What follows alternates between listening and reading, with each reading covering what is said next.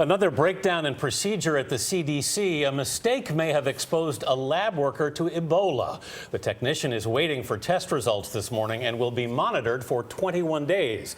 It's the latest in a string of errors at the agency. Juliana Goldman is in Washington as the investigation begins into what went wrong. Juliana, good morning. Good morning. Well, the materials that potentially contain live Ebola were destroyed before officials even discovered the problem on Tuesday. The CDC never got to test the actual specimen, and we may never know how big of a mishap this actually was. The CDC is conducting a review of the latest mistake, in which live Ebola virus may have been sent from a high-security lab to another down the hall, one not equipped to work with the deadly pathogen. The technician who handled the sample was not adequately protected. CDC Director Tom Frieden is promising a full review of the incident, the latest in a string of pledges to upgrade safety. And CBS News chief medical correspondent Dr. John LaPook said this latest incident raises more concerns about agency standards.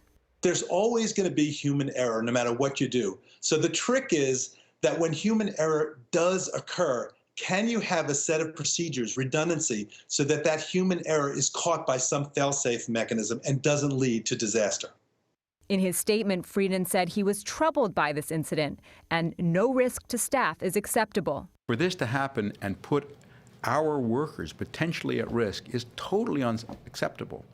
That was Frieden in July, after it had been revealed the CDC accidentally contaminated flu samples with the deadly bird flu virus. And in June, the agency admitted that lab workers may have been exposed to live anthrax after it wasn't properly deactivated.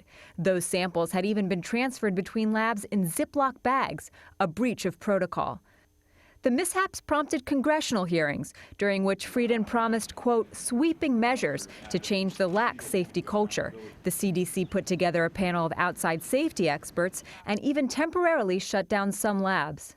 Whenever you're dealing with a deadly organism, like anthrax, bird flu, Ebola, you have the potential, if there's a mishap, for it to become a real public menace. So far, we've been lucky. But how many times can you roll the dice?